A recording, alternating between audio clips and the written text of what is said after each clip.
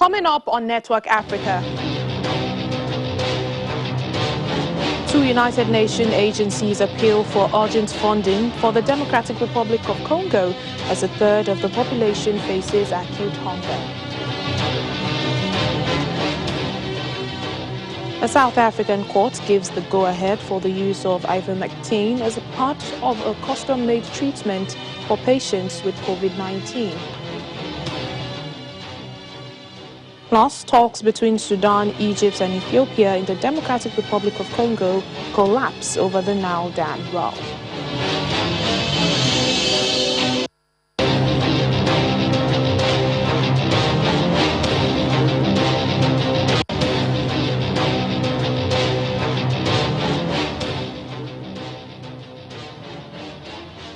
Hello and welcome to the program, everyone. I'm Layo Adegoke.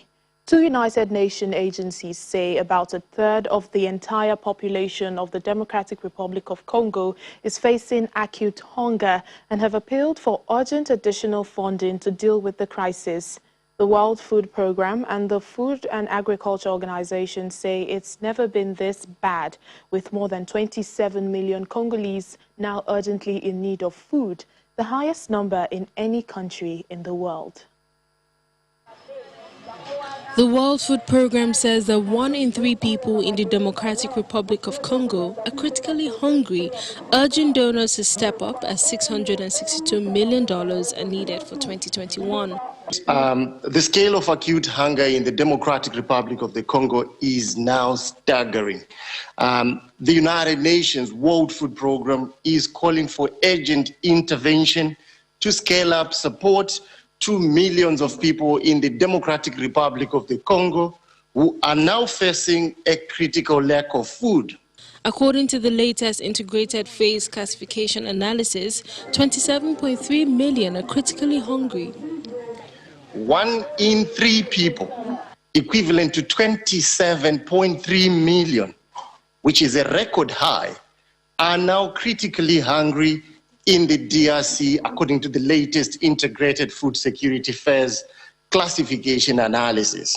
Fury calls on donors to step up as $662 million is needed for 2021, and without it, WFP might have to decrease or suspend some of its activities. To prevent millions of most at risk from plunging deeper into hunger, the World Food Programme needs $662 million for the year 2021. If donors do not step up, sizable and protracted breaks in food assistance or the suspension of life-saving activities is inevitable. Conflict is a key cause of hunger, especially in the eastern provinces, where dozens of rebel groups carry out frequent deadly attacks. The situation is dire in the central Kasai provinces, where there's also been conflict.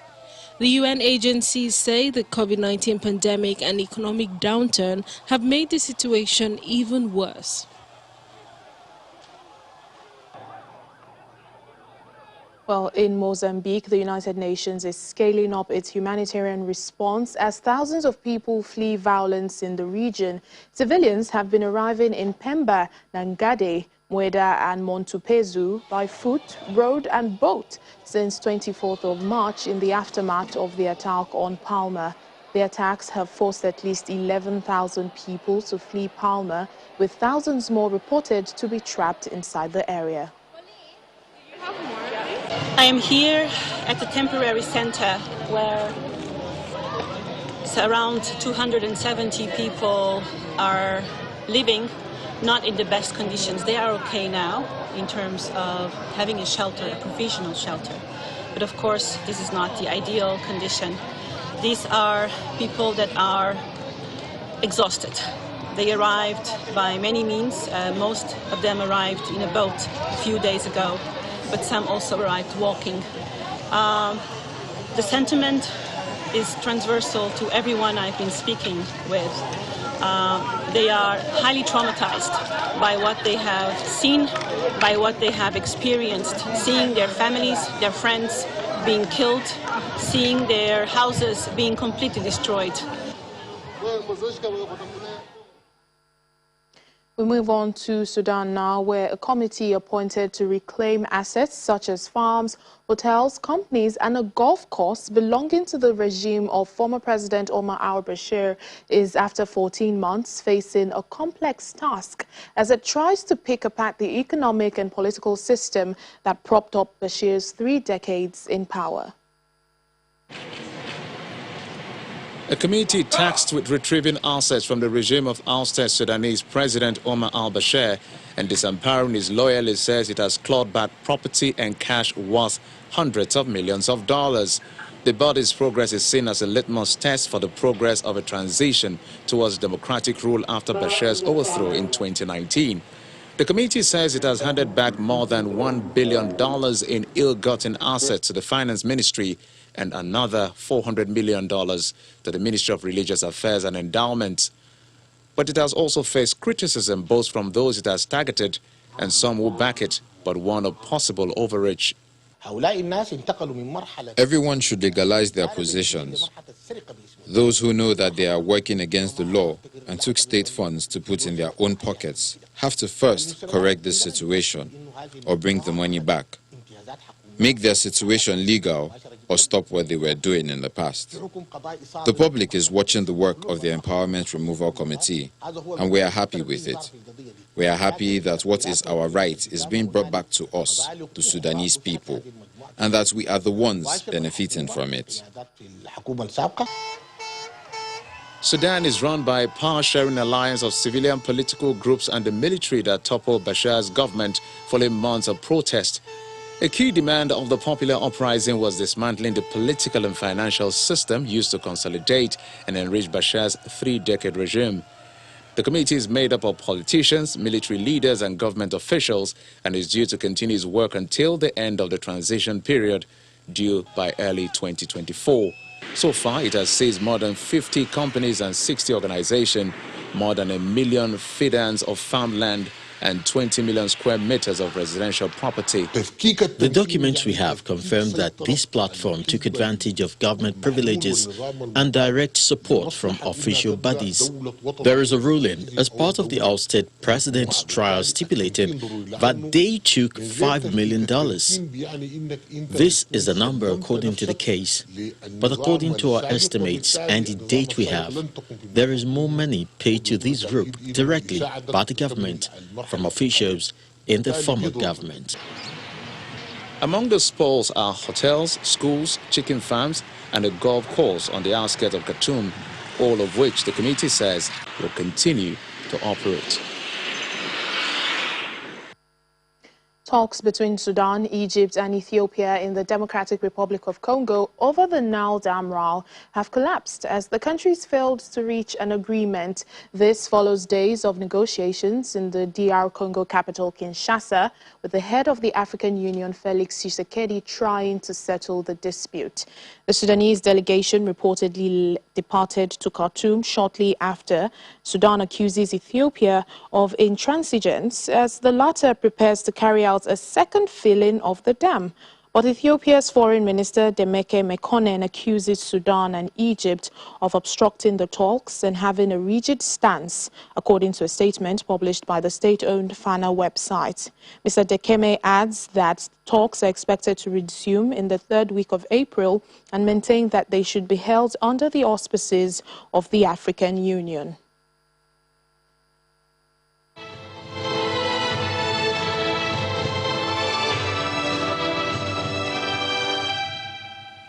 A court in South Africa has ruled that doctors can use an anti-parasitic drug as a part of a custom-made treatment for patients with COVID-19. Ivermectin was only recently registered in the country to treat animals. Trials to test its effectiveness in treating coronavirus have produced mixed results, and South Africa's medicines regulator had expressed concerns over the lack of sufficient evidence. 4 groups, including medical doctors, went to court to get the drug approved, arguing that they had seen some positive results when used on patients in a critical condition. The COVID-19 vaccination campaign in South Africa slowly began in the country, and there are now concerns about the 3rd wave in the coming winter months.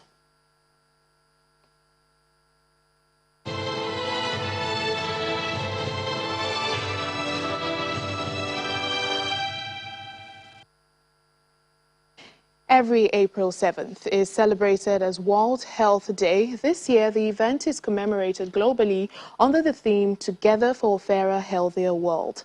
On this day, the World Health Organization is calling for urgent action to eliminate health inequalities and mobilize action to attain better health for all and leave no one behind. In the past 1 year, the COVID-19 pandemic has affected healthcare facilities all around the world, particularly the elderly and people with underlying conditions. COVID-19 has also hit all countries hard, and its impacts have been harshest on communities which were already vulnerable, who are more exposed to the disease and less likely to have access to quality healthcare services. Well, the CEO of Nigerian Business Coalition Against AIDS, NIBUCA, Mr. Isaiah Olabi, joins us now in the studio for more discussion on this World Health Day. Thank you so much for joining us on the program. Thank you for having me. Well, let me begin by saying, they say health is wealth. What significant issues do you think should be brought to the front burner on this World Health Day? Well, I think we have to look at it in terms of what health responses have we had before now, and where have we had gains. And if you look at HIV and AIDS, for example, is a health issue with significant economic burden. What that means is that it takes millions of dollars from the economy every year. And if we slow down on investment, that means we're going to lose the gains that we have made over 30 years. So it's important to continuously invest in health issues like HIV and AIDS, malaria and tuberculosis. Yes, and we're in this COVID-19 pandemic, this health crisis, which the whole world is actually has been grappling with for the past 1 year. In a way, like you said, it's taking away the spotlight from other killer diseases like tuberculosis, malaria, HIV. How can government, balance things up in terms of not relegating all these other conditions to the back? I think it's important that we leverage on data because data would provide us with insights into what is the best practice in terms of responding to other diseases during a pandemic. HIV also is a pandemic as well, so I would say we are currently in double pandemic. However, it's important that we're not saying you need to forget COVID and focus on HIV alone and malaria alone, but it's important to learn how to simultaneously respond to these issues, because losing gains would mean more catastrophe for the health system and the economy. Now, unfortunately, before this pandemic, many health facilities have been under-equipped, and quite frankly, this virus worsened things. We can say that. As we speak, even here in Nigeria, resident doctors are on strike, asking for a number of reasons, their demands to the government. How can these issues be tackled in the interest of the general public and, everyone can have access to quality health care? I think we need to think about more innovative ways to increase the budget for healthcare and health system. If there is a time when we need to be considering healthcare and health system as a whole, this is the time. And if there's a time when we are also supposed to be thinking about increasing the budget at national and state level for healthcare and health system, this is the time. So we need to think about it from a holistic perspective. What is government doing in terms of budget? What is the private sector doing? And what is also the civil society concentration for investment in health? And what is the meeting point for these intervention areas? I mean, from the private sector to the government organization and civil society organization. That's where we need to start thinking about it and seeing how we can accelerate the impact of health program, and not just seeing health as a health issue. It's both a development and an economic challenge. Yeah, sure. All right, then. Thank you so much. CEO, Nigerian Business Coalition Against AIDS, NIBUCA, Mr. Isaiah Olabi. Thank you for joining us. Thank you for having me. Still ahead on the program. France opens its archive on the 1994 Rwandan genocide to the public. We'll give you more details after the break. Please stay with us.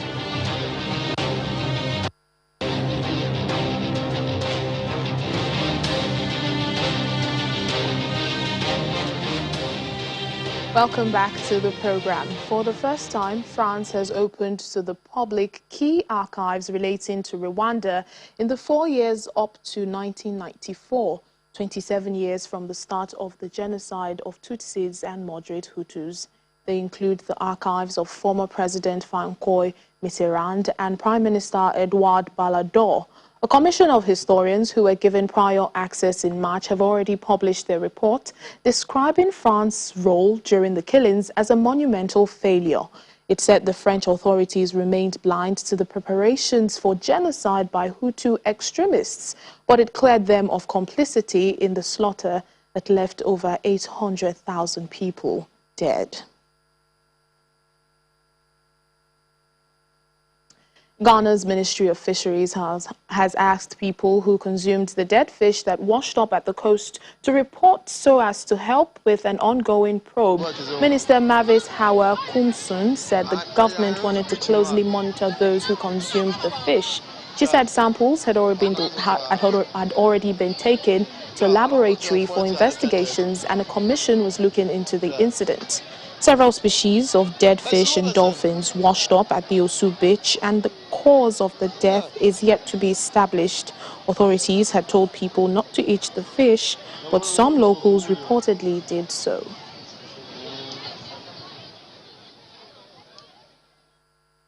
Ghanaian journalist Bizmark Asante with the Joy News TV in Accra joins us now for more on this. Thank you so much for speaking to us, Mr. Asante. What more can you tell us about the investigations into the dolphin deaths? Right, so the government of the country, has together with other specialized institutions, have been putting together a team to be able to investigate and ascertain the cause of the deaths of these fishes, including over 60 dolphins as well as other large fish species. And so far, investigations have not concluded. Not much is known so far. But just yesterday, the fisheries minister, Hawa Kumsin, indicated that these fishes, according to preliminary investigations, may have died through stress. It has not been explained so much what this means, but the public has been taking this with mixed reaction. And just like you said, the public is awaiting with bated breath in terms of what exactly happened to these fishes and how the government is speeding up its investigation process to ensure that some of these things do not happen in future. Because in the past, this had happened and not much was done in terms of investigations to be able to unravel the cost of this. And so for now, the public is watching with keen eye. Civil society organizations are putting pressure on government to be able to ensure that this investigations goes as bottom as it could to be able to ensure that the kind of things that happened that led to the death of these fishes do not happen again. But so far, the only thing government has said is, like I told you earlier, that the fishes may have died through fish stress. All right. Well, locals were told not to consume the dead fishes, but some reportedly did. What is the reason for this, and has there been any adverse effect health-wise? Right. So a while ago, I just returned from the Osu Castle Beach, where some of these fishes were washed ashore. And according to residents and people who just live along the coast, they've consumed some of these fishes because they did not know anything. And some of them actually told me that this, they thought, was a miracle. And so, because at the time there was not official response from government and any other state institutions in terms of what exactly had happened, these people, they don't know that this could potentially be injurious to their health. But so far, they were trying to demonstrate to me that they've taken it, they are still as healthy as they can, and nothing has happened to them. And so that there is nothing wrong with them so far. But authorities have been warning that because investigations is not yet complete, it will be harmful for sectors to end up on the market. And the fisheries minister, Hawa Kumsin, again is saying that anyone who has consumed the fish must own up for some tests to be carried out on them. All right, just before I let you go, what effect, if there is any, is this likely to have on Ghana's marine industry? Right, so as an industry that employs a number of people, as an industry that brings in a lot of foreign direct investment as well as much needed foreign exchange for the country, this is very important, and that's why government is deploying its arsenal, all of it, to be able to ensure that what exactly happened does not happen again, and also to ensure that at the end of the day, the fisheries sector is secured. And you know, this has foreign ramifications. There are those who are looking on in other countries who are trying to see what kind of investigations the country does into some of this and ensure that Ghana's fish exports to other countries, for instance, is not jeopardized. In terms of real monetary value, the government has not come out yet to say how much the country will be losing potentially because of this. But the government is looking at this as very important and is taking all the steps it can to be able to salvage the situation. All right, then, Bizmark Asante, Joy News TV correspondent, thank you for speaking to us on the program. Very. 4 Nigerian naval ships are embarking on a 2-week sea exercise alongside a Spanish naval ship, Furo. The flag officer commanding the Western Naval Command, Rear Admiral Jason Bassa, who received a delegation from the Spanish ship in Lagos, describes the exercise as a fallout of a properly maintained relationship between the Spanish and Nigerian navies.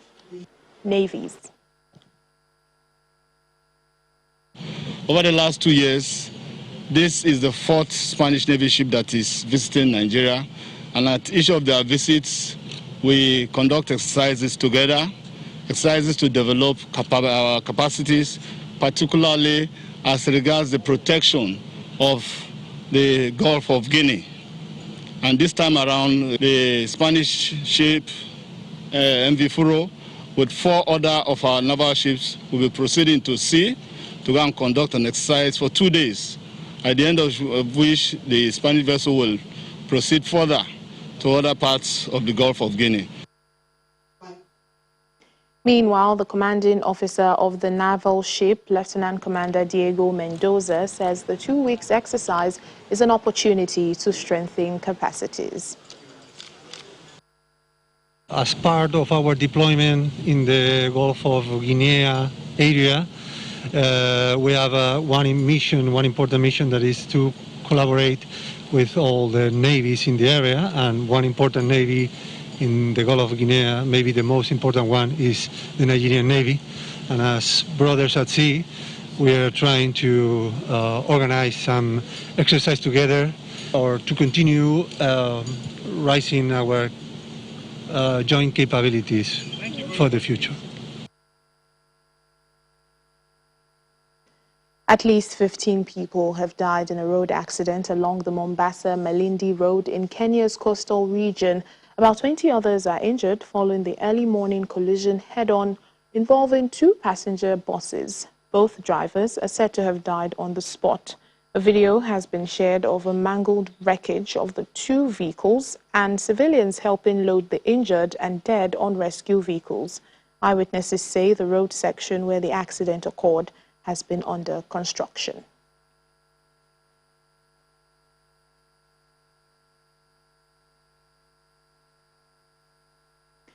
The month of April has not begun well for many South African citizens as they have witnessed significant hikes in both fuel and electricity prices. Energy expert Chris Yelland reflects on the 15% electricity price increase and why the price of fuel has also increased over the first 4 months of the year and how much this will have on consumers and the economy. Price is affected by 2 things, the US dollar price of oil, as well as the US dollar to rand rate of exchange. And with the price in US dollars going up and the rand is quite weak, so the price goes up.